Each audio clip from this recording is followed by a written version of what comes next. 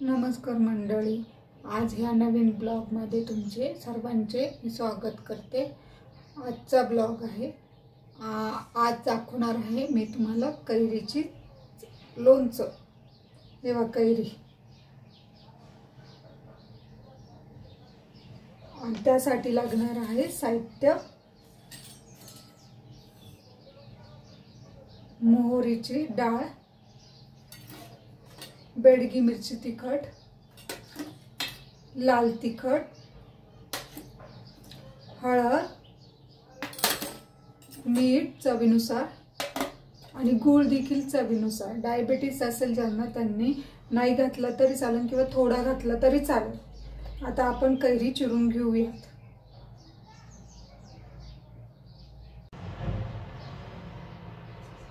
मंडळी, ही कैरी चिरून घेतलेली आहे। आपल्याला तेल देखील लागणार आहे आणि असं भांड देखील लागणार आहे। तर आपण आता गॅस पेटवून घेऊ।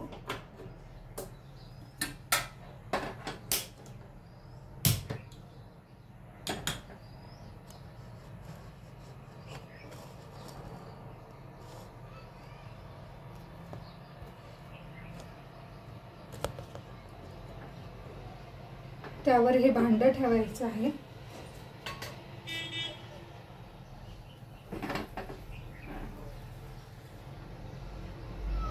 त्यात तेल टाकायचं आहे। पाहिजे तेवढं घ्या, जास्त तेल घेऊ नका, तुम्हाला जेवढं लागेल तेवढं घ्या। तेल गरम होऊन द्यायचं।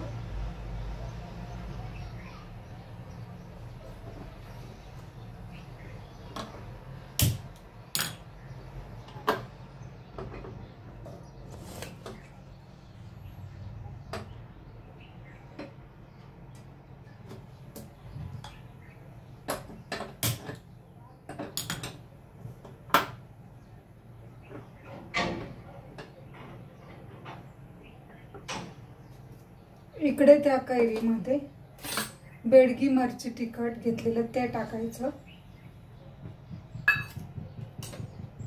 गूळ टाकायचा,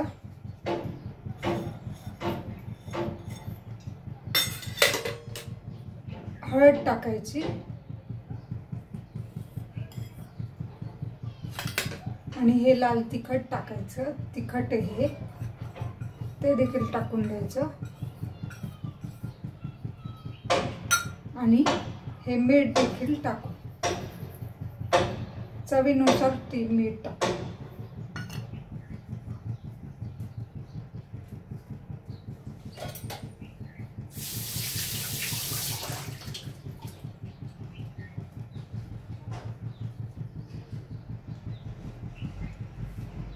इकडे तेल गरम होतंय। हे सगळं मिश्रण हलवून घ्यायचं। सगळ्या कैरींना हे लागलं पाहिजे।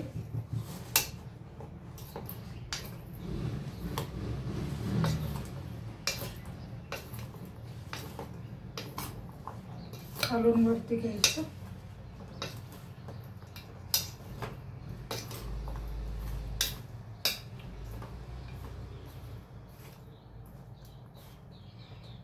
आपलं तेल हे तापलेलं आहे।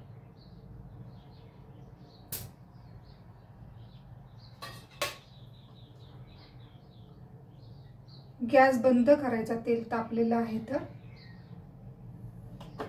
व त्यात ही मोहरीची डाळ सोडायची।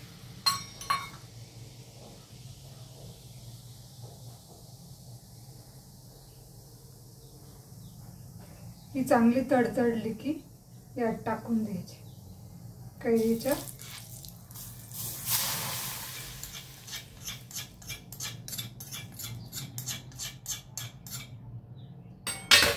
व हलू घ्यायचं। गूळ चिरून घेतलेला आहे मी,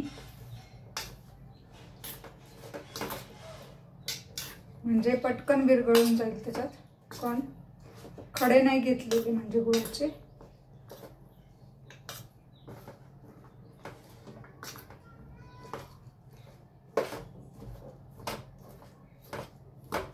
हे सगळ्यांना लागलं पाहिजे असं करून हलवून घ्यायचं।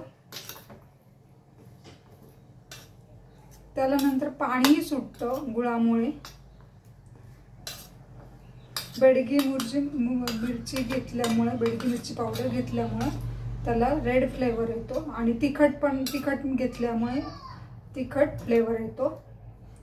गुळामध्ये गुळ घातल्यामुळे आंबट, कैरी आंबट असल्यामुळे आंबट आणि गुळामुळे गोड अशी चव लागती.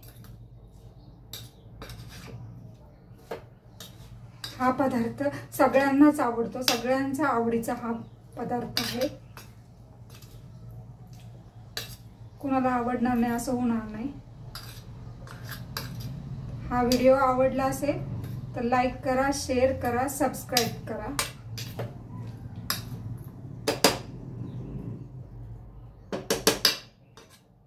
झाली तयार आपली कैरीचं लोणचं. या खायला. Thank you so much. सबस्क्राईब करा नक्की, लाईक करा, शेअर करा.